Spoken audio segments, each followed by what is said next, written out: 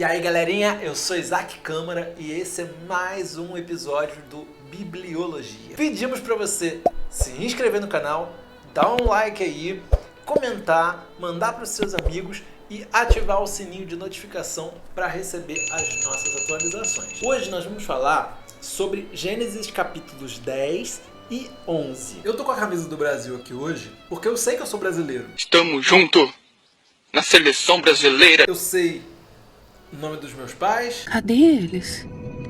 Sei o nome dos meus avós. Mas já não sei o nome dos meus bisavós ou tataravós. Conheci nenhum deles. Eu também não sei a história deles, de onde eles vieram, o que eles fizeram, o que eles passaram. Eu não sei se eu sou descendente de angolano, de argentino, de alemão, de japonês. What? E você, sabe de onde veio?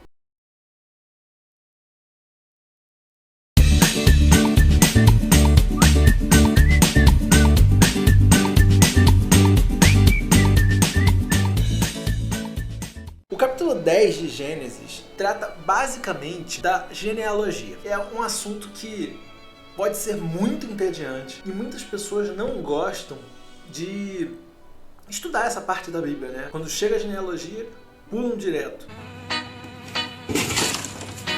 Igual quando chega ali nos Levíticos sobre os tipos de lei, também pulam direto. Isso é muito comum. Só que tem um porém. Essas partes da Bíblia trazem realidade, elas trazem veracidade, elas trazem fatos históricos para nós entendermos e consolidarmos ainda mais a clareza da literalidade da Bíblia inteira. Lembra que no capítulo 4 de Gênesis, quando a gente estava falando sobre Caim e Abel, a gente também estava falando sobre ter pessoas que consideram a criação como uma alegoria, como não sendo real, como sendo uma parábola. O mais interessante de tudo isso, a gente vai ver agora. E é por essa parte que eu passei a gostar de genealogia. Em Lucas, capítulo 3, do verso 23 ao verso 38, eu não vou ler ele completo. Pegue na sua casa e estude daí, completo, na íntegra. E aí você pode dar um pause no vídeo, ler ele todo, ou ouve o vídeo e depois você para para ler. O primeiro aspecto que eu gostaria de abordar antes da gente ler é que mesmo Jesus, sendo filho de Deus e não de José, biologicamente, ele era filho de Maria. Maria concebeu, mas José era marido de Maria, mas não era pai de Jesus biologicamente. Mesmo com isso, a genealogia de Jesus ela passa por José. Na verdade, Jesus ele tem duas genealogias. Você sabia disso? Uma passa por José e a outra passa por Maria, que é sua mãe. Uma delas está em Mateus, capítulo 1. A outra em Lucas. Vamos ler aqui. E o mesmo Jesus começava a ser de quase 30 anos, sendo, como se cuidava, filho de José. E José de Eli.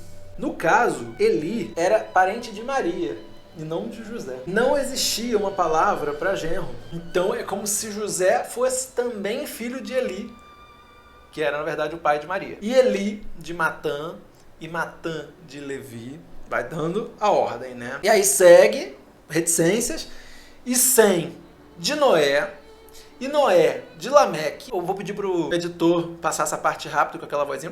E Lameque de Matusalém, Matusalém de Enoque, Enoque de Jarete, e Jarete de Maleleu, e Maleleu de Cainã, e Cainã de Enos. E Enos de Sete, e Sete de Adão, e Adão, filho de Deus. Olha que detalhe muito importante. Mais uma vez vamos falar sobre isso. Se a criação do mundo é uma alegoria, se Adão e Eva são uma alegoria, por que a Bíblia se preocuparia em mostrar a descendência de Jesus voltando toda a história até chegar em Adão? E aí Gênesis 10, né? Ele vai abordando aí, discorrendo sobre os descendentes de Noé e Cã, que foi amaldiçoado, lembra? Porque zombou da nudez de Noé, e aí ele foi um antepassado de Nimrod. Nas traduções bíblicas que chegam para nós, fala que Nimrod era um caçador diante de Deus. Dá a entender a gente que ele era um cara bom, né? Nimrod era um caçador diante de Deus. Mas na verdade, Nimrod ele era um valente guerreiro contra Deus. Esse diante de Deus é uma expressão ruim. Olha o que Nimrod fez. Ele construiu um reino na terra, Babilônia. Ele fundou Babel, ele construiu Nínive, na boa. Só gente ruim. Babilônia, Babel e Nínive. Você pega na história, o que esses caras faziam? É absurdo. Nínive foi aquela cidade onde o profeta Jonas fugiu de Deus para não pregar, preferiu ser comido por um peixe do que ir pregar em Nínive.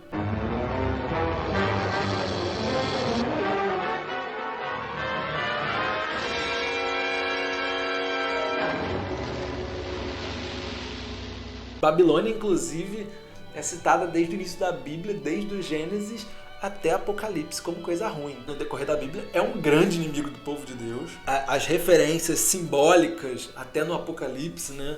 A Síria foi um outro inimigo do povo de Deus, né? Nínive era a capital da Assíria. No livro de Jonas, inclusive, conta algumas atrocidades que eles faziam, né? E aquela geração, naquela ocasião que Jonas pregou, acabou se arrependendo todos. Do mais pobre ao mais rico. Todos se arrependeram e ninguém foi perdido.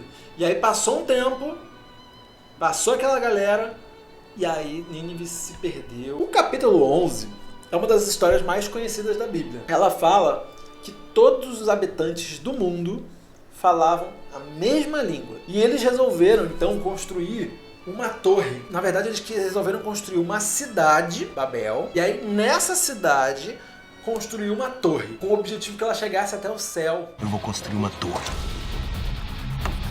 A torre mais alta que já se viu. Para que eles ficassem famosos e não se espalhassem pelo mundo. Pera aí. Para tudo aí! Deus mandou. Vão, frutifiquem, se multipliquem. Isso que eu falei tá em Gênesis 1, 28. Em Gênesis 8, 17, ele repete. Em Gênesis 9, 7, ele repete de novo. Que a terra seja povoada. E aí vem um pessoal, funda uma cidade, monta uma torre com o objetivo de não se espalharem. Exatamente o contrário do que Deus mandou. Deus falando com alguém. Poderiam ser anjos, de repente. Pode ter sido Jesus, pode ter sido o Espírito Santo. Confere aí na sua Bíblia. Se Deus não está falando com alguém, confundamos, façamos. Igual lá na criação, né? Façamos o homem à nossa imagem e semelhança, a gente já falou sobre isso, né? Criação da Trindade, né? Deus Pai, Deus Filho, Deus Espírito Santo. E agora ele está falando com alguém de novo. Vamos confundir esse pessoal. Sem conseguir entender um ao outro, eles acabaram se espalhando, né? Não falava mais a mesma língua e acabaram se espalhando pelo mundo, né? Com aquela confusão. Babel significa confusão, inclusive, né? Repara numa coisa, isso que é muito interessante. Não fazia muito tempo que aconteceu o dilúvio. Não tinha muito tempo que Deus destruiu o mundo por causa de pessoas ruins, de pessoas que não se importavam com ele. Deus repovoou a terra, aí veio Cã, filho de Noé, logo em seguida veio Nimrod e eles começaram essa confusão, essa bagunça. O povo já estava corrompido de novo. E aí, tem mais genealogia aqui no Gênesis 11, até que nós chegamos a Terá. E Terá gerou Abrão, Naor e Harã. E Harã foi pai de Ló. E Abrão casou com Sarai, e Naor casou com Milca. Sarai não conseguia engravidar. E você vai ver no decorrer da Bíblia que tiveram outras mulheres que não podiam ter filhos. Terá, ele pegou Abrão, Sarai e Ló e eles foram em direção à terra de Canaã.